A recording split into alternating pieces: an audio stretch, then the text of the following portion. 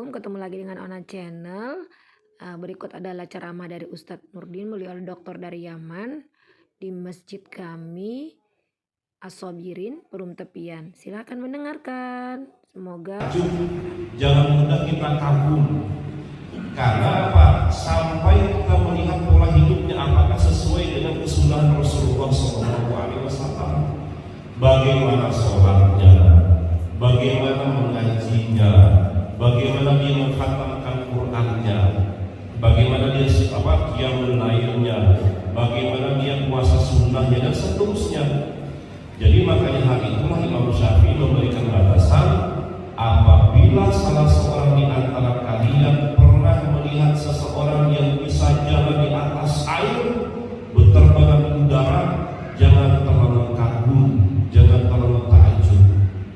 Karena jika orang itu sudah takjub pada seseorang, itu biasanya akal sehat ini sudah kurang dimanfaatkan lagi. Kita sudah meletakkan akal sehat itu ke orang tersebut. Benarkah? Tidak, kita sudah terlalu terburu menokohkan orang tersebut hingga pada akhirnya kita tidak objektif dalam melihat beberapa perkara yang di sekitar kita. Makanya Bapak dan Ibu, kita di sini ini kan sebahagian ya masih ada yang terkadang mempertahankan animisme dan dinamis. Jadi animisme itu, mohon maaf saya bergeser apa adanya. Animisme itu tuh salah satunya memahami bahwa ketika seseorang itu sudah meninggal, rohnya bisa dipanggil dan dimasukkan ke dalam tubuh seseorang. Ya saya bilang itu animisme. Misalkan, Assalamualaikum wahai Datu Syekh bin Syekh, siapa sebutnya Syekhnya? Syekh Nawawi Al-Bantani.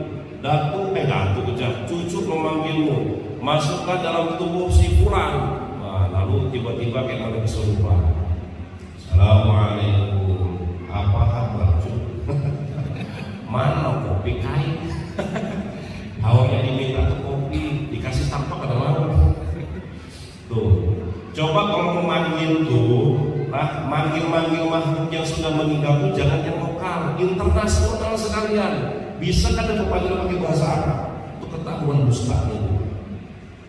Kalau orang sudah meninggal, kadang lagi istilah itu bisa masuk ke dalam tubuh seseorang.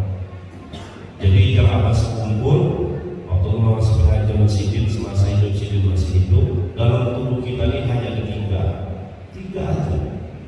Roh kita seorang, nur Allah dengan nur Muhammad.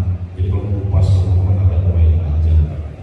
Walaupun yang mengatakan Allah khalaqal afwan, turunan itu termasuk dengan para manusia. Lalu itulah kita seperti ini. Jadi tiga itu aja. Luar daripada itu kami masuk ke sini.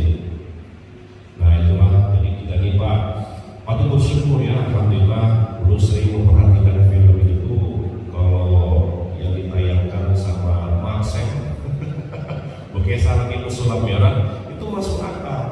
Terkadang ada kedok-kedok agama itu yang dimanfaatkan untuk mencari makan seseorang. Nah, jadi kembali ke tadi bahwa khariqul adat itu kejadian yang luar biasa terjadi ada 4 masalah. Bukan 4 masalah, 4 bagian. Pertama namanya mukjizat, yang kedua namanya karamah, yang ketiga namanya ma'unah. Itu bagi orang-orang yang beriman. Biasanya karamah dan ma'unah ini tanpa kehendak seseorang, itu bantuan dari Allah. Dan yang keempat itu adalah istidraj, anjuran yang Allah berikan kepada mereka, termasuk pada bagian sihir. Sihir itu benar ada Pak, benar ada Bu. Bahkan yang mengajarkan sihir ini adalah malaikat, bukan jin. Tertuang dalam surah Al-Baqarah, yu'allimuna an-nasa sihra wa ma unzila 'alal malakaini bi Babila Harut wa Marut. Bahkan mengajarkan sihir itu juga Harut dan Marut. Tujuannya paling tidak kita akan mengetahui ketika ada sihir seperti ini dapat kita tangkap. Nah, tangkap itu macam-macam. Ketika ada orang mengirim mengirimi santet, mengiringi macam-macam, maka bacalah amalan yang dianjurkan oleh Rasulullah. Misalkan seperti dalam amalan maksurat, dalam amalan ratibul hadda, ratibul atos, wirdul latif, hizib bahar, hizib nawawi, hizib akbar, dan banyak lagi. Karena situ ada kuatannya dengan kalimat Bismillahirrahmanirrahim, yaitu ma'asmihi syaitu fil ardi wa fis sama wa huwa as-sami'ul 'alim, atau dengan kalimat a'udzu bikalimatillahi tammati min syarri ma khalaq. Jadi kalau pian kalau pian hendak beramalan, beramalan dengan amalan Rasulullah. Mun kita beramalan dengan amalan tanpa bimbingan Rasulullah, khawatir kena sanksinya. Contoh, misalnya ada orang amalan, ketika ada misalnya maling masuk ke dalam rumah, karena maling ini tidak bisa melihat Pak, tiba-tiba buta, tiba-tiba putih, tiba-tiba bisu, nggak bisa bergerak. Ini penyebabnya yang Allah itu amalan. Amalannya apa? La ilaha illallah hawalaina hisar Muhammadan Rasulullah kifun wa bisma sumun rukun obil fahum la yusirun. Akhirnya ada bisa melihat sumun rukun obil fahum la yasma'un, ada bisa mendengar sumun rukun obil fahum la yatakallamun, tidak kamu pandai sumun rukun obil fahum la yataharrakun, tidak bisa bergerak. Ini ketika maling masuk, sebab dia mengamalkan amal itu, maka maling tersebut tidak bisa melihat, buta, tuli, dan bisa bahkan tidak bisa bergerak. Tapi sanksinya bagi yang beramalan itu, khawatir sanksinya mun anak lahir mun kada buta, bisu atau tuli. Berhati-hati dengan masalah amalan. Makanya bahwa ada memang sudah diajarkan oleh Rasulullah itu ada amalan seperti misalnya maksurat yang sampaikan tadi itu ratibul atos, wirdul latif, ratibul hadda, dan bermacam-macam lagi. Baik Bapak Ibu rahmati Allah Subhanahu wa taala. Jadi ketika Nabi Musa itu datang ke sebuah kaum merontokkan kesombongan para penyembah tersebut, maka mukjizat Nabi Musa yang dikenal dengan adanya apa Pak? Tongkat kelok yang bisa berubah menjadi ular. Itu tertuang dalam Al-Quran dalam surat Thaha ayat 17 sampai dengan 21. Allah mengatakan Bismillahirrahmanirrahim, wa an alqi 'asaka falamma ra'aha tahtazzu ka'annaha janwallan mudbira wa lam yaqib ya Musa aqbil wa la takhaf innaka minal aminin. Artinya apa? Dan lemparkanlah tongkatmu wahai Nabi Musa. Maka ketika dia maksudnya Nabi Musa ini melihatnya tongkat itu seakan-akan bergerak-gerak, seakan-akan ka'annahu dengan arti maknanya seakan-akan itu bergerak-gerak seperti ular yang gesit. Lalu dia berlari ke belakang tanpa menoleh. Lalu akhirnya Allah berfirman, wahai Musa, ya Musa, aqbil, kembalilah menghadap ke sini, wala takhaf, janganlah engkau takut, innaka min amin, karena engkau termasuk orang-orang yang dalam posisi aman di hadapan Allah Subhanahu wa taala. Itu mukjizatnya Nabi Musa alaihissalam. Nah kemudian ada lagi nabi yang turun ke bangsa Israel. Jadi gini Pak, Nabi itu ketika turun dalam sebuah tempat itu sebuah perkara, termasuk kayak Nabi Isa. Nabi Isa ini ketika turun ke bangsa Israel itu merontokkan kesombongan para dokter yang mengaku bahwa kami pengobatan yang paling hebat di antara satu dengan yang lain, menyombongkan diri. Saya dokter yang paling hebat, yang satu kepada kami dokter yang paling hebat, yang satu mengatakan kami dokter yang paling hebat. Tabib, itu tobib itu tuh Pak arti dokter, tobib atau tabib bahasa kita. Bukan kita pernah dengar kata tabib, kalau tobibun itu arti dokter. Kulliyatu tibbi itu fakultas kedokteran. Jadi kalau tobib itu adalah seorang dokter. Lalu akhirnya apa? Ketika Nabi Musa alaihissalam turun ke bangsa Israel, itu merontokkan kesombongan orang-orang Israel itu dalam mukjizat yang diberikan Allah terhadap Nabi Isa alaihissalam. Maka mukjizat Nabi Isa ini apa Pak? bisa menyembuhkan orang yang buta sejak lahir, bisa menyembuhkan orang yang kakinya patah, bisa menyembuhkan orang yang kena penyakit lepra, bahkan menghidupkan orang yang sudah meninggal. Orang yang sudah meninggal dihidupkan sama Nabi Isa. Itu kelebihan mukjizat Nabi Isa alaihissalam. Dan mukjizat Nabi Isa ini tertuang juga di dalam Al-Quran surah Ali Imran ayat 49.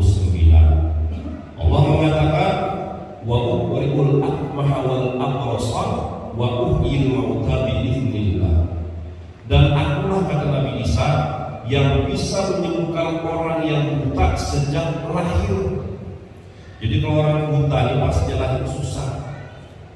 Beda dengan orang yang buta setelah pasca kelahiran tiba-tiba ada sebab itu masih ada punya kemungkinan disembuhkan. Ini buta sejak lahir disembuhkan oleh Nabi Isa. Bahkan ada orang kena sakit lepra disembuhkan sama Nabi Isa. Tidak cukup sampai di sana, wa uhyil mauta bi'iznillah. Bahkan aku bisa menghidupkan orang yang sudah meninggal itu dengan izinnya Allah Subhanahu wa Ta'ala. Jadi sampai sekarang tidak ada dokter yang bisa menghidupkan orang yang sudah meninggal. Ini mukjizat Nabi Isa alaihissalam. Dan yang terakhir siapa? Nabi Muhammad. Nah, Nabi Muhammad ini mukjizatnya macam-macam. Tapi mukjizat yang paling terbesar itu adalah Al-Quran. Jadi mukjizat Nabi Muhammad itu macam-macam, termasuk dengan adanya diperjalankannya Nabi Muhammad Isra dan Mi'raj dari Masjidil Haram ke Masjidil Aqsa daripada Sidratil Muntaha. Itu ya. Nah, jadi kenapa Quran itu dikatakan sebagai mukjizat terbesar? Ini Pak. Pertama, kalau kita lihat, orang paham dengan keindahan sastra dalam Al-Quran, kita paham. Jadi Quran itu tuh mirip kayak persajakan, kayak sajak, tapi bukan sajak dia. Sajak itu segini lah Pak. Kalau misalnya sajak itu tuh kalau ada huruf dal terakhir, semuanya ada terakhir dalam satu surah. Kalau lam terakhir, misalkan qul huwallahu ahad, Allahus samad, lam yalid wa lam yulad wa lam yakul lahu kufuwan ahad, dan semua. Atau surah Al-Fil, alam tara kaifa fa'ala rabbuka bi ashabil fil, lam alam yaj'al kaidahum fi tadlil, lam lagi, wa arsala alaihim tayran ababil, lam lagi, tarmihim bihijaratin min sijil, lam lagi, waja'alahum ka'asfin ma'kul, lam. Jadi dipersajakan, tapi bukan sajak. Kalau sajak atau puisi, syair itu kayak mudah gitu lah. Ya Rabbi bil Mustafa baligh maqasidana wa fir lana ma ya wasi'al karami, itu syair. Atau Maulaya shalli wa sallim da'iman abadan ala habibika khairi khalqi kullihim, itu syair. Tapi syair Islam. Ada syair sastra tapi bukan keislaman, kayak Al-Tahdir Syadda. Contohnya, khuliqtu minal hadidi asyaddu qalban wa qad baliyal hadid wa ma balitu. Itu saya di Arab. Jadi datang Nabi Muhammad itu merontokkan kesombongan orang-orang Arab yang mengatakan bahwa saya penyair yang